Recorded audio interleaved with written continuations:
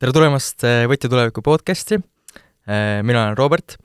ja me täna räägime natuke IT-sektorist, anname nõu tudengitele ja vastame võib-olla mõnele huvitavale küsimusele. Et tervist!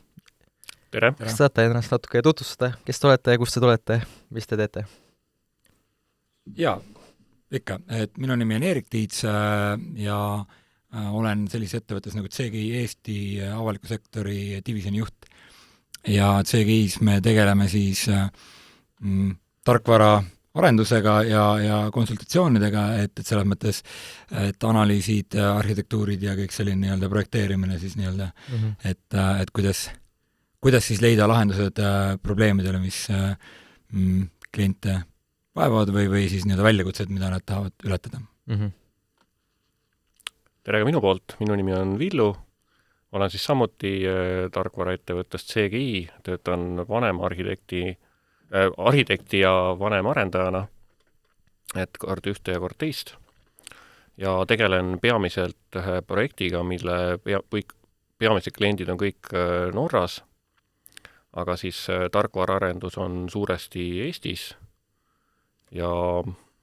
aga peale selle natuke ka mõningate teiste projektidega, sest arhitekti roll on juba selline, et vahel küsitakse nõu ka teiste projektide juurest. Väga põnev. Alustuseks võib-olla natuke räägiks laiemalt Eesti IT-sektorist, et siin viimase paari kuu jooksul on natuke nii-öelda, vähemalt meediasse on jõudnud ka, et nii-öelda natuke ebastabiilsust, et on olnud koondamised, et on olnud nii-öelda värbamisvähesus, et kas te saaksite võib-olla natuke selgitada ka nii-öelda mitte IT-inimestele, et mis täpsemalt nagu juhtunud on ja et mis nagu tulevik toob natukene? No selles mõttes,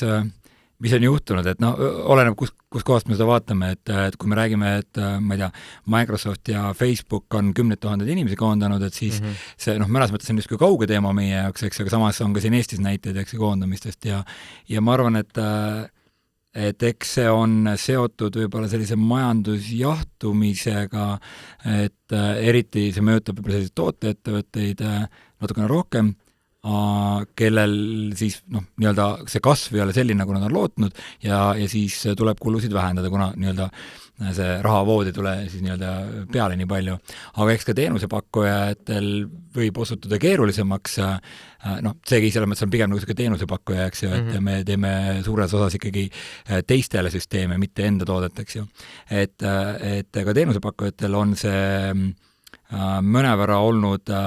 väljakutse, et kuna mõned meie kliendid on nii-öelda investeeringud või arendused külmutanud selles osas, aga meie jaoks on jah siis pigem see, et me leiame uued kliendid ja teeme edasi, eks ju, et pigem meie täna oleme ikkagi inimesi tugevalt juurde otsimas. Ja, et see võib-olla nii-öelda on hooajatine ja lainetena ja see kindlasti ei ole see esmakordne nii-öelda nähtus. Et kõik TalTechi ja IT tudengid veel päris eriala ei peaks vahetama, et natukene, et selles mõttes muretsemist veel nagu otseselt ei pea või kuidas? No ma arvan, muretsema kindlasti ei pea, eks ju, et seda tööpõld on suur ja lai, et seda, et nüüd kuidagi see on nüüd nii-öelda viimane vaatus IT-sektorile ja ainult alla minek on siit tulemas, et seda ma kindlasti ei näe. Küll aga tuleb loomulikult trendidel silma peal hoida ja olla siis nii-öelda tööturu tänaste vajadustega ikkagi kursis ja selles ennast käis nagu täiendada, eks ju, ja see ei käi ainult tudengite kohta, vaid käib siis ka nende inimeste kohta, kes võib-olla on, ma ei tea, 10 aastat töötanud ja ongi täna siis nii-öelda koondatud saanud, eks ju. Et ma arvan, et see soovitus kuidagi ennast täiendada ja õppida, eks ju, juurde ja olla nii-öelda avatud silmaringiga ja mõelda nii-öelda ettevõttega kaasa. Ma arvan, see on üks soovitus, mida ma ise olen väga palju järginud, või mida ma olen järginud ja kindlasti jagaksin ka teistega, on see, et see ettevõte, kui sa toimetad või see organisatsioon, eks ju, et see ei pea olema alati ettevõte, et tuleks nagu aru saada, et kuidas see ettevõte toimib ja mis on selle nagu edukuse mudel, eks ju, kas see on nii-öelda võimalik palju raha teenida, meie toode peab olema väga edukas, kõik ostavad kogu aeg peale, siis me jääme ellu, eks ju, et sellest tuleb aru saada ja siis oskad ka hinnata seda riski, et mida sa ise tegema pead, et selles edus kaasa lüüa ja ühel hetkel olla, kui on nii-öelda kokkutõmbamise plaanis, siis et sa oled see, kes ikkagi pigem alles jääb, et sa oled väärtuslik ja oled suutnud aeg kaasas käia.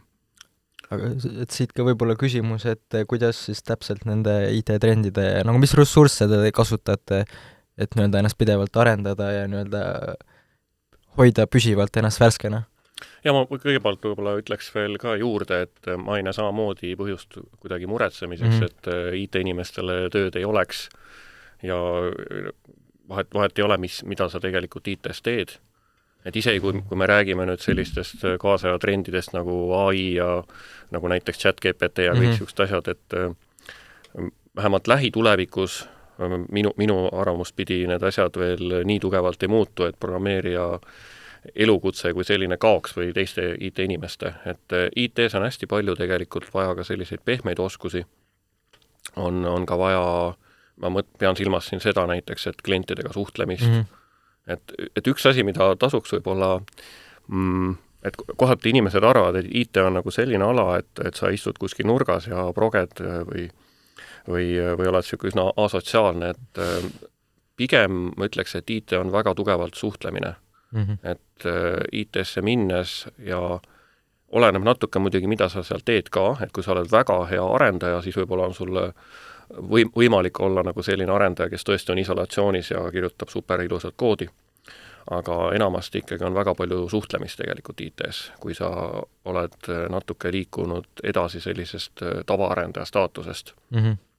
Et kliendiga suhtlemine, kõik sellised pooled. Ja ChatGPT kindlasti lähiajal ei asenda nagu selliseid asju. Tulevikus ei tea kunagi, võib-olla tõesti suudetakse luua ka selline AI, mis hakkab asendama inimest, aga lähitulevikus ma nagu väga seda veel ei näe. Jah, mul oli just ka üks küsimus selle kohta, aga võib-olla siis nii-öelda seda küsimus nagu võib-olla teistmoodi, et kuidas siis nii-öelda oma tööprotsessi integreerida, kas siis seda ChatGPT-d või üleüldse AI-d? Ja ma võib-olla isegi natuke laiendaks seda temaatikat, et üks asi, mis on küll nagu väga mõistlik, on leida just endale sobivad vahendid. Ja ChatGPT võib üks variant sellest olla ja päris hea variant, olles ise ka natuke seda asja proovinud.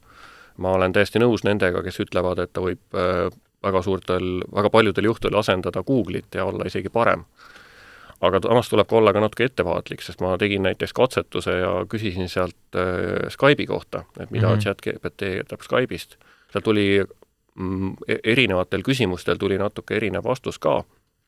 aga üks, mis hakkas silma, oli, et üks vastustest oli selline, et Skype on siis tarkvaraprogramm, mis on välja töötatud Microsofti poolt ja mida arendab Microsoft, et seda seost, et algselt ta ei olnud Microsoft, vaid Eesti arendajate poolt ja siis Taani ja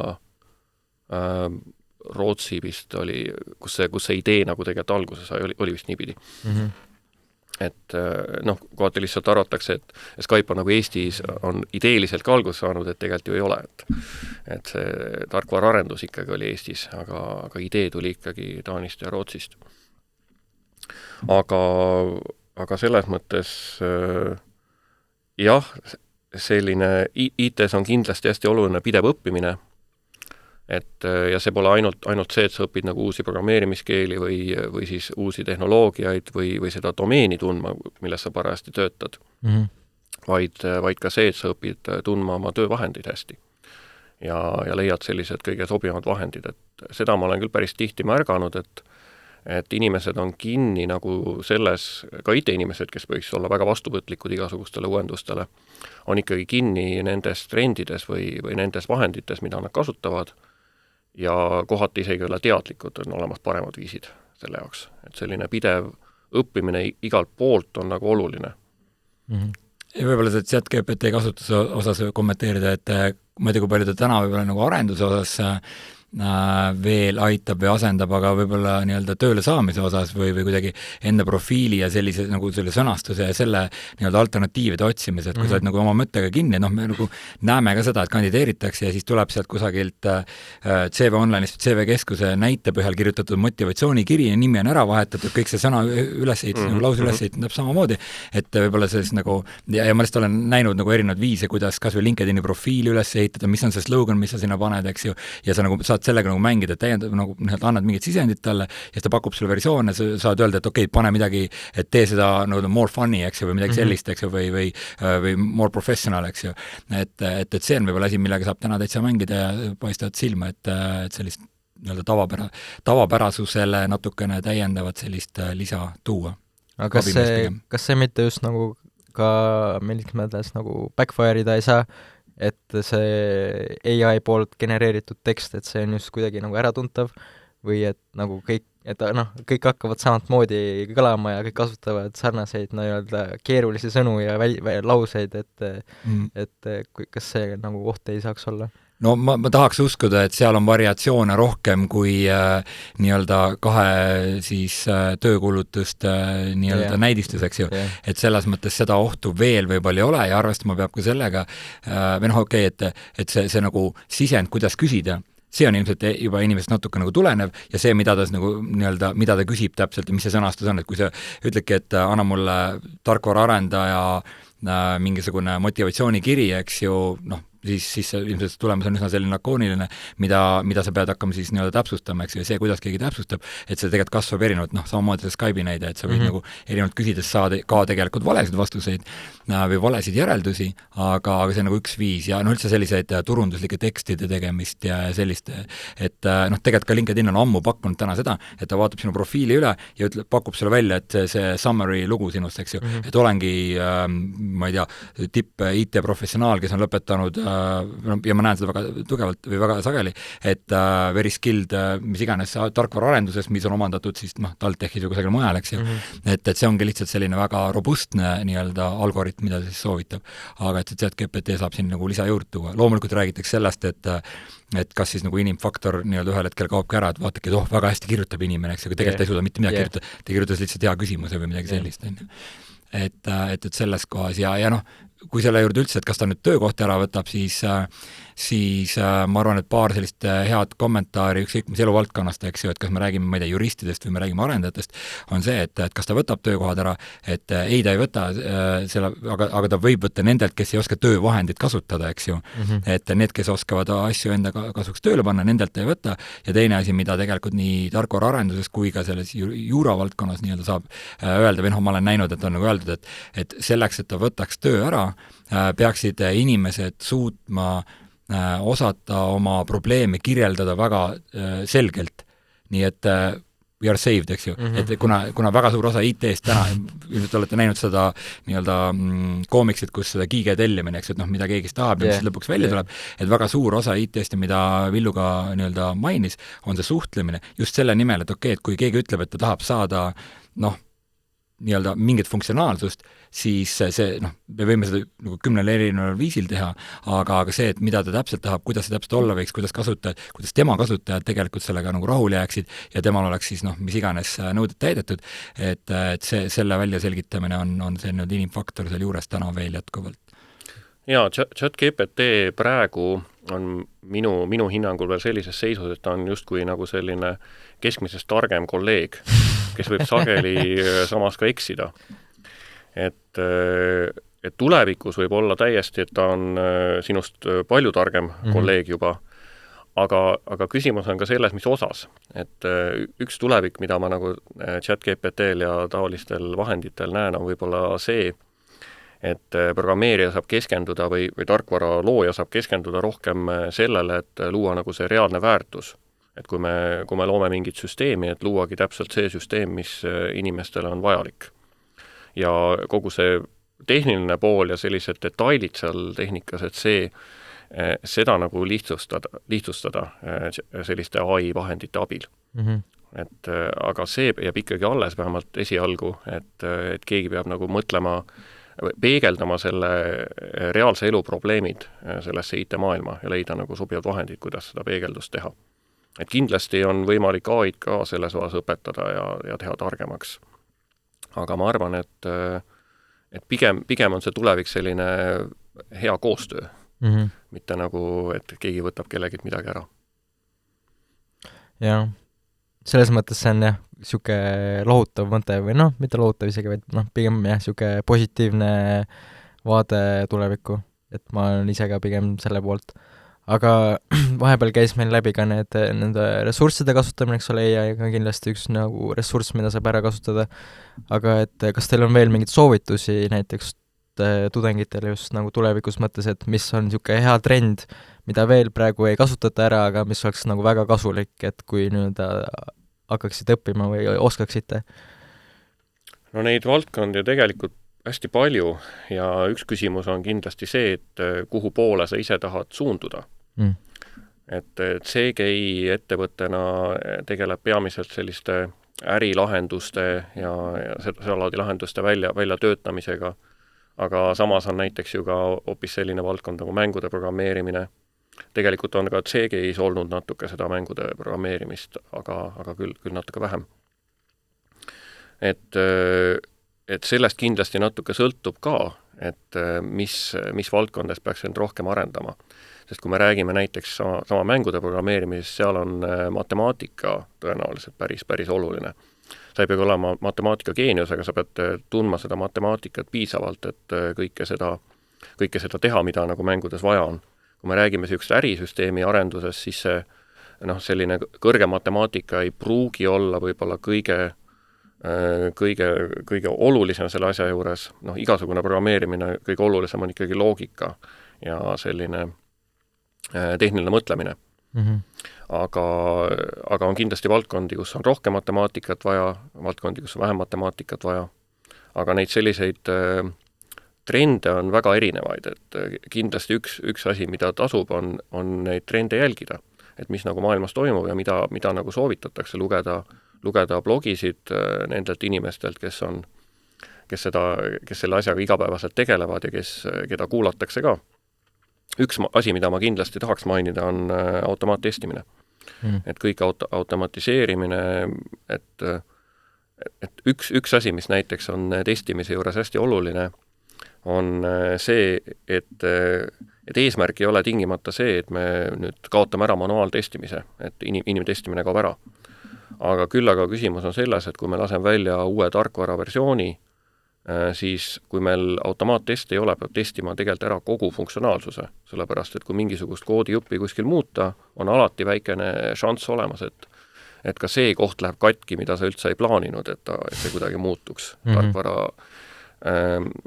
Suured tarkvarad lihtsalt on arendatud sellisel viisil, et üks muudatus võib tegelikult muuta ka teisi kohti, olenevalt, mida see muudatus puudutab. Ja automaattestimine kindlasti aitab tugevalt vähendada seda osa, et testimine on kindlasti hästi oluline selliste suurte süsteemide puhul ja just sellise tootearenduse puhul, kus arendatakse mingisugust toodet. Ja, et testimise olulisus muidugi sõltub ka sellest nii-öelda missiooni kriitilisusest, et kui arendada süsteeme, mis juhivad või millega siis töötab, ma ei tea, kiirabi näiteks ja sõltub kiirabi kohale jõudmine, et siis neid asju ei saa samamoodi laivi lükata 5 korda päevas, nagu võib-olla mõned startupid mingisugust sellist, nii-öelda ärilist toodet lükkavad, eks ju, et seal on erisus sees. Ma võib-olla tooks siia lauda tegelikult andmete teema, eks ju, et ükskõik mis rollis olles, ma arvan, et selline andmete lugemise oskus ja või siis veel rohkem süvitsi minnes on ilmselt midagi, mis tulevikus kindlasti leiaks rakendust, et see ei pea olema programmeerija võib-olla isegi natukene vähem, aga terve rida erinevaid nii-öelda siis selliseid funktsioone on, eks ju, või nagu rolle juba ka tänapäevastes ettevõtetes siin Eestis, eks ju ka, et see ei ole kuskil kaugema mingi jutt, eks ju, kes tegelevad just andmetega ja see, kuidas siis nii-öelda andmeid üldse koguda, kuidas neid hoida, kuidas neid töödelda ja mida nendega teha, eks ju, et see on selline huvitav valdkond ja see tegelikult on nagu mõnes mõttes ka ju sellesama selliste nii-öelda masinõppe nii-öelda lahenduste nii-öelda sisend, eks ju, mingil määral oleneb, kuidas see masinõppes nii-öelda realiseeritud on või mille peal, eks ju. Et see kindlasti on oluline teema, et võib-olla jah, et automatiseerida, kui sa automatiseerimist ja testimisest või üldse automatiseerimist rääkida, et siis tasub automatiseerida selliseid asju, mis on nii-öelda korduvad väga nagu sellised korduvad ja pigem sellised lihtsakoelise maad, eks ju, et me räägime siin võib-olla, et selline laos kaupade vedu, eks ju, see, kuidas ma ei tea, Amazoni laos midagi toimub, eks ju, seal on kõik robotid sõidavad nii-öelda selle nii-öelda risttee peal, eks ju, nad teavad, kus midagi on ja toovad lihtsalt ära ja seal nagu inimene nii-öelda ei tohi näppu vahele pannagi, eks ju. Et see on see koht, kus nii-öelda IT-tudengid ja äri-IT-tudengid või mis iganes siis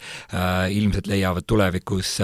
päris palju rakendust veel, et järjest ettevõtteid sellistele süsteemidele üle viia, aga võib-olla need inimesed, kes varem laos töötasid, võib-olla natukene vähem siis, kuigi alati on nagu võimalik, et ütleme nii, et IT iseenesest on nagu nii-öelda abivahend, eks ju, et ka meie nii-öelda lahendused kõik sõltuvad väga tugevalt sellest nii-öelda toote omanikust või sellest,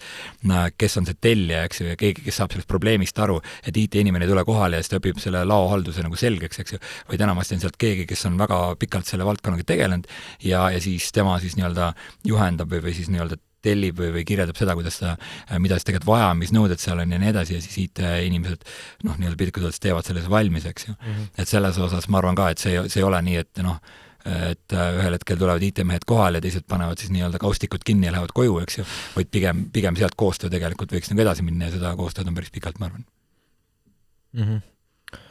Okei, aga kui läheks nüüd edasi võib-olla isiklike omaduste poole, et siis mis on näiteks hea arendaja omadused ja kui palju need omadused erinevad näiteks projektijuhist ja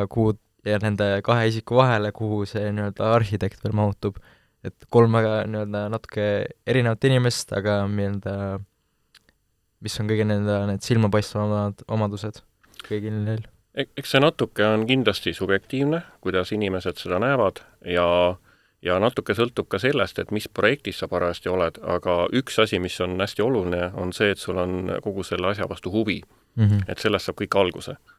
Et kui sul selle asja vastu huvi ei ole, siis tõenäoliselt sa eriti kaugele ka selles valdkonnas ei jõua. Samas võib olla natuke ka see, et kui sa alustad sellega, siis sa pole nagu leidnud seda konkreetset asja, mis sind huvitaks. Et TTÜ võib olla natuke niisugune näide, et sa lähed TTÜ-sse ja siis saad seda matemaatikat niimoodi kõvasti endale. Et tasub natuke võib-olla mõelda seda, et kõik see matemaatika, füüsika, kõik need sellised tehnilised alad, nad õpetavad sind õiges suunas mõtlema ja annavad sulle sellise baasi, et selle pealt hiljem luua häid lahendusi. Isegi kui sa ikka seda võib-olla kunagi enam ei kasuta, aga see ei tähenda seda, et sellest ei ole kasu, sellepärast see on juba sinu mõtlemist kujundanud tegelikult. Et ma mäletan ise, kui ma läksin kunagi TTÜ-sse, siis oli raske aru saada, milline võiks olla selline tehniline mõtlemine. Ja vaat sellist oskust nendas arendada, et sa mõtled nagu programmeerija, et kui tavainimene läheb ukse juurde, siis ta teeb ukse lahti. Programmeerijal ukse juurde, siis ta sirutab käe välja, võtab lingist kinni, võtab lingi alla, tõmbab ukst enda poole ja siis tuleb uks lahti. Et sellise mõttekäigu endas arendamine, sellisteks tükkideks jagamine, et see oli nagu üks võtmeküsimus, et nagu hakata aru saama, kuidas nagu niimoodi mõelda nagu programmeerija. Et selline, ja see laieneb väga tugevalt, sellepärast, et programmeerimine on hästi tugevalt, et kui sa üritad nagu seda üldpilti kohe haarata, on see väga keeruline, sa pead selle asja tükeldama nii väikesteks osadeks kui vähegi võimalik või mis on mõistlikud ja siis nende tükkidega tegelema ja lõpuks saabki selle pildi kokku. Kindlasti teine asi on see, et sulle meeldib see töö, mida sa teed. Et sulle meeldib, et see ei tähenda üldse seda, et sa peaks nüüd 8-5 koodi kirjutama, vaid seal ongi hästi palju muid kohti, et kui me jääme siin abikaasaga mõlemad koduseks koroona ajal, siis üks asi, mis selgus, on see, et minul on palju rohkem koosolekuid kui temal, kuigi ma olen justkui nagu arendaja ja arhitekt, et seda suhtlemist on tegelikult niivõrd palju, et selliste pehmete oskuste arendamine ja inimestega suhtlemisoskuse kujundamine on ka kindlasti hästi oluline tegelikult IT-valdkonnas. Kui sa tahad natukene kaugemale jõuda, kui lihtsalt nagu seda koodi kirjutada, mida keegi teine sulle täpselt ette ütleb. Ja kindlasti ka see oskus, et sa oskad kahelda näiteks selles pekis, mis sulle ette antakse. Et alati ei ole niimoodi, et spek tuleb ette, ja pärast on vabandus umbes see, et niimoodi oli spekis, et niimoodi tegingi ära. Et tuleb alati kaasa mõelda. Ja muidugi on hästi oluline selline pidev õppimine. Et IT-valdkond on selline ala, mis ei arene mitte päevade või tundidega, vaid sekunditega. Ja seega kogu see asi on niivõrd kiires muutumises, et pidevalt tuleb ikkagi kursis hoida. Seda muidugi saab hästi tugevalt toetada ka see töömudel, mis parajasti on, sellepärast, et kui see on ainult niimoodi, et umbes teeme hästi kiiresti mingeid uusi featuure ja võimalusi peale tarkvarasse ja arendajatel üldse ei anna aega, et ennast arendada, sest ega keegi ei taha nagu kogu oma vaba aega pühendada sellele, et ainult tegeleda IT-ga, et tahaks teil muude asjadega ka. Et on hästi oluline, et arendajale on antud ka see aeg, et ta saaks tegelikult ennast arendada. Et selline balanss peab olema.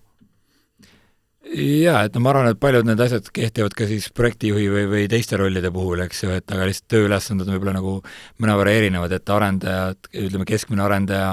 ilmselgelt ma arvan, nagu laias pildis ikkagi suhtleb võib-olla vähem kliendiga või teeb selliseid muid asju, et projekti juht tegelikult on selline suure pildi hoidja ikkagi ja võib-olla kui arendajad mitte satuvad, aga võib-olla jäävad kusagile kinni või tekivad mingid tõrked, eks ju, inimestel ja et siis tema on see, kes peaks nagu suutma seda tuvastada ja siis kuidagi leidma mingisuguse lahenduse või koos kliendiga või koos meeskonnaga siis nagu välja töötama, et seal on natuke nagu teine nii-öelda siis see vaade sellele asjale, eks ju, et ta loomulikult ei saa ühega asjaga võib-olla nii sügavuti sisse minna ja tal on nagu teine vastutus, et põhimõtteliselt kui tiim nii-öelda on nii-öelda selline paat, et siis kõik nagu aerutavad seal, aga projektijuht peab ikkagi nagu jälgima seda, et me aerutaks ikkagi nagu sinna õige sadama poole, eks ju, ja jõuaks sinna õigel kellaajal kohale ka, eks ju. Ja erinevad rollid, eks ju, sellist tootearendusfirmas on võib-olla tooteomanik, eks ju, kelle ülesanne on natukene erinev projektijuhist, et tema ikkagi tegeleb siis, ütleme lihtsustatult võttes selle toote juhtimisega, eks ju, teeb neid otsuseid, mida siis mingil ajahetkel ja mis järjekorras teha ja tihti on nii, et kui tootel on üldiselt palju kliente, siis mõni klient võib-olla on väga nagu häälekas, aga tema hääl on tegelikult väga kaduv väike nii-öelda protsent sellest tagasisidest, aga tegelik mure on nii-öelda kümnetel või sadadel klientidel kusagil mujal, eks ju, et siis tuleb teha neid otsuseid, mida me siis ja kuidas lahendame, eks ju, et võib-olla mõne jaoks on quick workaround, eks ju, ja teise jaoks tuleb midagi süstemaatilisemalt muuta ja analüütik, eks ju, on selline, kes peab sellest samast nii-öelda ülesannete või sellest nii-öelda laiali valguvast võib-olla sellest murekogust, et me tahaks saada mingit sellist asja või see võiks olla parem, eks ju, siis okei, aga mis asi on parem, eks ju, et see tuleb nii-öelda kuidagi siis nii-öelda lahti tükeldada ja selline struktuurne mõtlemine ja selline seoste loomine on seal oluline ja siis testija, kes on siis nii-öelda järelevalve seal nii-öelda loodetavasti jooksvalt, mitte kusagil lõpus, et nii-öelda kvaliteedi lõpus peale määrida ei saa üldiselt, et kellel siis nii-öelda peab siis teistpidi võtma sellise kasutaja pilgu, aga tema ülesanne ei ole lihtsalt nagu suvaliselt nagu mängida kasutajat, vaid hea testi on ikkagi see, kes siis väga piiratud ajalõigus suudab nii-öelda kõige kriitilisemad mured ära tuvastada, et selle jaoks ikkagi nagu testijad õpivad ja arenevad ja täiendavad ennast ja et kuidas selle läheneb, et ta võib-olla teeb paari päevaga, toob sealt väga olulise tagasiside ära, mida kasutajad võib-olla esimese paari kuuga ei oleks avastanudki, aga mis tegelikult on kriitiline, eks ju. Tema ise ei pea nagu otsustama, et mis on nii-öelda vaja parandada või mitte, see on pigem siis tooteomaniku või projektijuhi või siis kliendi otsustada, eks. Mida võiks veel mainida, mis oli minu jaoks natuke huvitav võib-olla isegi, kui ma selle valdkonnaga alustasin, on see, et koolis sa sageli õpidki nagu erinevad rolle, nagu siin Eerik mainis ka, analüütik ja testija ja arendaja ja kõik asjad. Et eriti kui sa oled sellised väiksemates firmades, ma olen enne CG-d olnud ka väiksemates firmades, on sageli niimoodi, et see ongi just nimelt roll, et see ei ole üks inimene, vaid see võib olla mingi roll, et sa ühel päeval tegeledki rohkem näiteks analüütikuna, teine päev tegeled programmeerijana, kolmapäev näiteks testijana. Et suuremates firmades on sageli need rollid ikkagi erinevate inimeste peal konkreetselt, aga samas see ei tähenda seda, et see alati nii on, sest näiteks meie projektis on iga arendajaga tegelikult analüütik, meil ei ole otseselt eraldi analüütiku rolli, sellepärast et kõik arendajad on piisavalt huvitatud sellest asjast ja tegelikult võikski olla, arendaja peaks alati olema huvitatud sellest, miks ta tegelikult midagi teeb. Et see on ka üks siuke võtmekoht, et siuke hea arendaja peaks alati mõtlema sellele küsimusele, et miks ma seda asja niimoodi üldse teen. Et mitte ainult, et ma seda tehniliselt teen mingi lahenduse, vaid miks see ärilahendus niimoodi on tehtud. Et üks asi, mis on nagu äge kogu selle programmeerija, arendaja ja kogu selle IT-elukutse juures on see, et sa pead tegelikult aru saama ka sellest reaalsest probleemist, mitte ainult sellest tehnilisest lahendusest, aga lõpuni tegelikult saama aru ka sellest probleemist. Sind aitavad muidugi domeeni eksperdid, aga sa pead ikkagi aru saama sellest, et ja see annab sulle võimaluse väga erinevate valdkondadega tegelikult kokku puutada ja väga erinevaid asju õppida. No, kuidas seal siis balans leida spetsialist versus see, kes nii-öelda omab ülevaadet kõigest, aga võib-olla üle nii hea tehnilise oskusega? Ma ütleks, et siin on niisugune koostöö. Et ikkagi jällegi see suhtlemine, et sa õpid küsima õigeid küsimusi, olema kannatlik, sellepärast, et üks moment, mis on alati, ma ise olen õppinud tegelikult analüütikuks ja seal meile räägiti ka hästi palju seda laadi probleemidest, et klient võib olla väga hea oma alaspetsialist, aga ta võtab hästi paljusid asju enesest mõistetavana. Ja kohati ei ole väga lihtne saada seda õiget infot kätte, mis on oluline. Sest alles siis, kui sa küsid, siis ta ütleb, et jah, tegelikult ma pole selle peale kunagi mõelnud, aga me teeme seda asja niimoodi. Et selline, see koostöö on hästi oluline ja kindlasti ka kogemus, et kuidas küsida selliseid õigeid küsimusi ja absoluutselt ka see, et kellega sa konkreetselt suhtled, sest inimesed on väga erinevad ja tegelikult tuleb sageli olla ka mingis mõttes psühholoog, et leida nagu see õige viis, kuidas selle inimesega suhelda. Ma selles mõttes võib-olla, kuidas ma ütlen, võtaks selle pinge natukene maha, et kuidagi, et kõik peakski nüüd, ma ei tea, bakalaureuse 3. aastaks peaks selge olema või enne seda isegi, et ka mina tegelikult olen IT-d õppinud siis nii Tartu Ülikoolis kui TalTechis, eks ju, ja tegelikult olen natukene koodi kirjutanud kunagi omal ajal üle 10 aasta tagasi midagi, eks ju,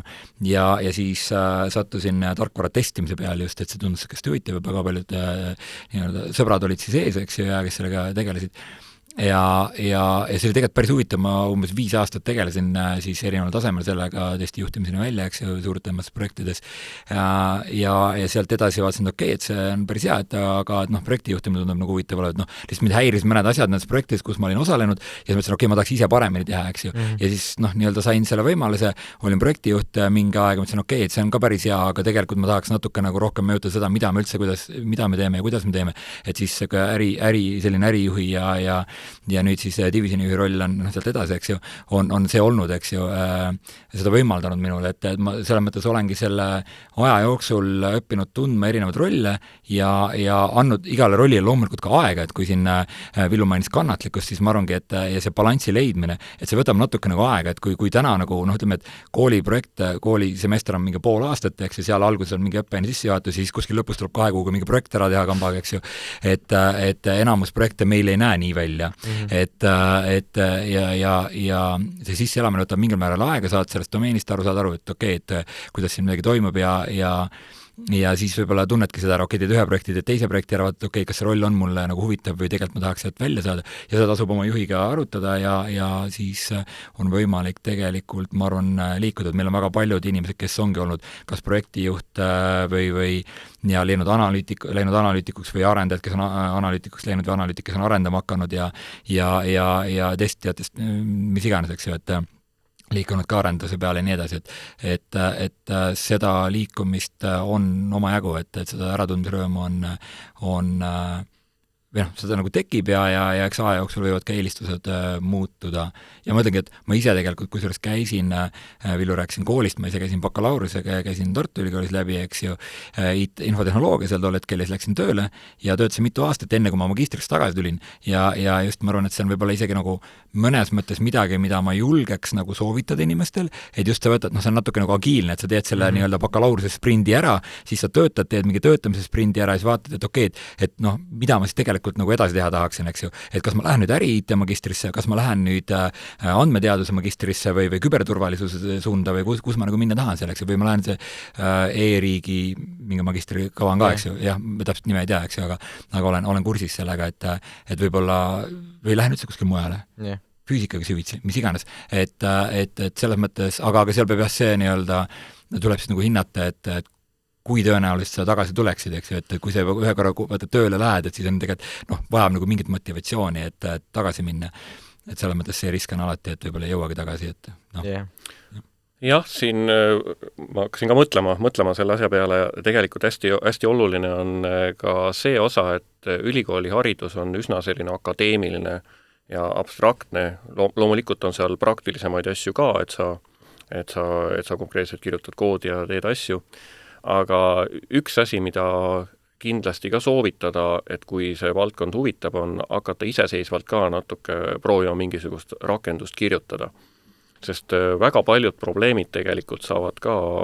hoopis teise sisu, kui sa puutud nendega reaalselt kokku. Ma ise mäletan näiteks, et koolis, kui ma õppisin regulaarvalduse, ma ei saanud algul üldse mitte midagi aru. Et mis selle asja mõte on, miks seda üldse vaja on. Nüüd ma kasutan neid asju igapäevaselt ja ma saan väga hästi aru, et ma sain, alles siis minu jaoks hakkas see asi toimima, kui ma nägin reaalselt ära, miks seda vaja on. Eks võib-olla natuke oli selle kursuse probleem ka, või ma lihtsalt ei pannud äkki tähele, aga ma ei mäleta, et oleks väga räägitud sellest, et kuidas seda reaalselt kasutada. Oleks ma siis teadnud, et sellega on võimalik näiteks tekstist otsida midagi, millest sa tead ainult osa, sõna algust või sõna lõppu või sõna vahepeal või mingid sümbolid seal sees, et siis ma oleks palju paremini aru saanud, miks see nagu hea on või miks see nagu tore on. Et selline praktilise poole tasakaalu leidmine abstraktsega, et siin on ka see moment, et on inimesi, kes on väga tugevad abstraktses mõtlemised, nad suudavad väga hästi abstraheerida igasuguseid asju ja teoretiseerida. On need inimesed, kellel on vaja seda praktilist poolt ka. Ja just siis, kui sa leiad selle balansi, et on see praktiline pool ka, või hiljem olla see abstraktne ja see teoreetiline pool ka palju lihtsamini vastuvõetav ja omandatav. Et see on ka üks moment, et võimalikult varakult käsi valgeks teha. Ma kindlasti nõustun sellega, et ma arvan, et see on hea soovitus tegelikult, mida ma ise ikka kipun ka jagama ja võib-olla mõtlen, et ise omal ajal kasutasin vähe, et tegelikult ülikool on väga hea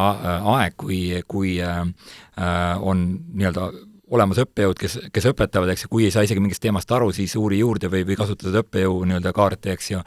ja proovi siis ise võib-olla midagi ka omal käel nii-öelda läbi mängida või midagi arendada, näiteks kui me räägime IT-st, eks ju, kus see on nagu mõnes mõttes ju lihtsam, et saad ükskõik kus kohast õhtul nii-öelda proovida ja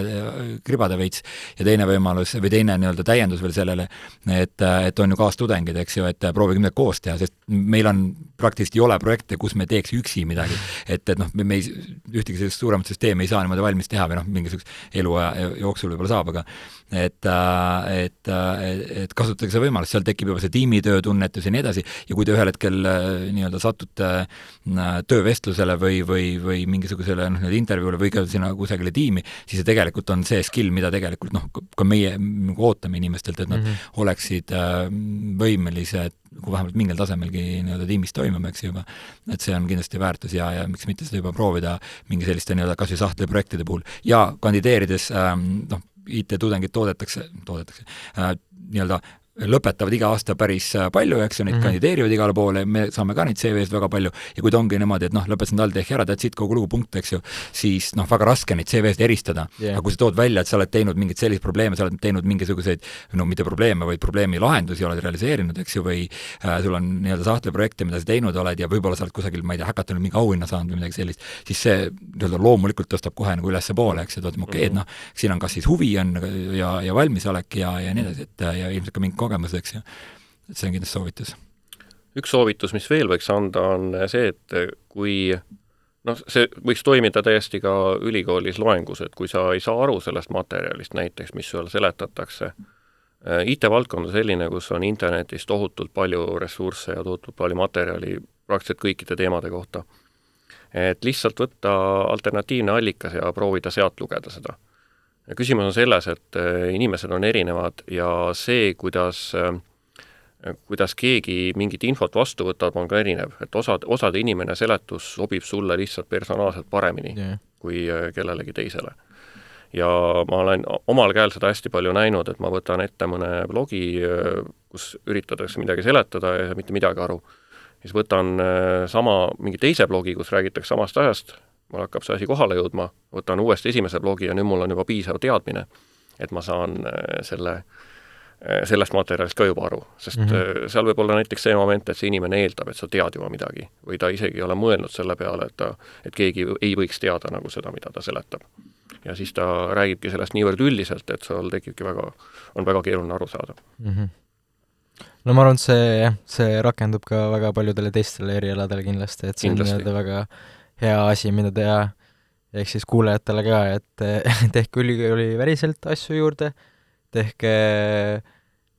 meeskonnatööd, õppige soft skill'e, et paremini silma jääda. Et kas teil on ka endal võib-olla mingid lõpulauseid, mis ta kõigile öelda? Selline julgus, ma ütleks enda teekonna kohta, et kui mina lõpetasin keskkooli ja hakkasin mõtlema ülikooli peale, siis mul oli 2 varianti, minu taust on väga humanitaarne, ma käisin keeltekallakuga koolis, oli 2 varianti, kas keeled või muusika. Et IT-variant polnud algul üldse, aga siis hakkas kuskilt tekkima mõte, et see arvuti asi on mind alati huvitanud, et äkki siis prooviks. Siis ma läksin mingitele ettevalmistuskursustele, sest see kooli matemaatika ei olnud piisav, et nagu sealt ülikooli eksamit üldse nagu minna proovima. Käisin ettevalmistuskursustel matemaatika poole pealt just ja läksin ülikooli ja sain seal matemaatika eksamil vist oli 6 punkti 50. Et väga napilt jäin sinna piirile, aga samas minu keel oli 18-20 ja kirjandist oli 15-20, et need olid päris tugevad punktid ja sain õhtuõppesse. Ja algul, kui ma seal ülikoolis käisin, ei olnud lihtne, sest kogu see matemaatika, füüsika, kõike seda oli natuke liiga palju. Aga ma tegin natuke ka niimoodi, et ma jätsin esialgu need matemaatika ained välja ja keskendusin natuke rohkem, et seda õiget mõtlemist endas harjutada. Ja kuskilt teisest kursust alates läks asi kuidagi lihtsamaks ja ma sain aru, et isegi kui ma seda matemaatikat nagu lõpuni aru ei saa kõigest, see annab mulle ikkagi piisava baasi. Et üritada teha nii hästi kui võimalik see asi ära ja seda kunagi nende teadmistega ei ole, et sa pead kõik selle pähe õppima. Oluline on seoste loomine, luua endale piisavad seosed, et neid seoseid hiljem kasutada. Õppimine on ju tegelikult seoste loomine. Et see ei ole tuupimine, et see on ja selliselt on võimalik kõik asjad tegelikult selgeks õppida, sest ei ole midagi keerulist, on asjad, millest sa veel pole aru saanud. Ja ma võib-olla lisaks siia siis, et see, mis juba kõik läbi käinud on, eks see sama, nagu sa väga hästi kokku võtsid, eks ju, see juurde õppimine ja asjade selgeks tegemine ja harjutamine, eks ju, et see kindlasti on üks punkt ja selleks on erinevad viise, eks ju, et üks on see ise proovida, kaastudengitega proovida. IT-tudengite jaoks on väga palju selliseid suvepraktika võimalusi, eks ju, sealhulgas ka C-kiil praegu on kandideerimine avatud, eks, et teeme seal nii Tallinnas Tartus kui Tartus kummaski linnas ühe sellise reaalelulise projekti reaalse kliendiga, kus me üritame tema probleemist nii-öelda siis sellist suve 1 kuu jooksul siis sellist ilusat prototüüpi luua, kuidas see probleemi lahenduseks välja näha ja meil on väga huvitavaid ja ägedaid asju sealt seni välja tulnud, mis on ka nii-öelda laivis kasutusse läinud. Et kindlasti ka sellised võimalusi ära kasutada et see annab kindlasti ka seda just sedasamat nagu tagasisidet, eks ju, et nagu koolis ongi see akadeemiline või noh, nii-öelda teemegi mingeid projekte natukene seal, et siis selle nii-öelda potentsiaalse tööturuga tegelikult natuke nii-öelda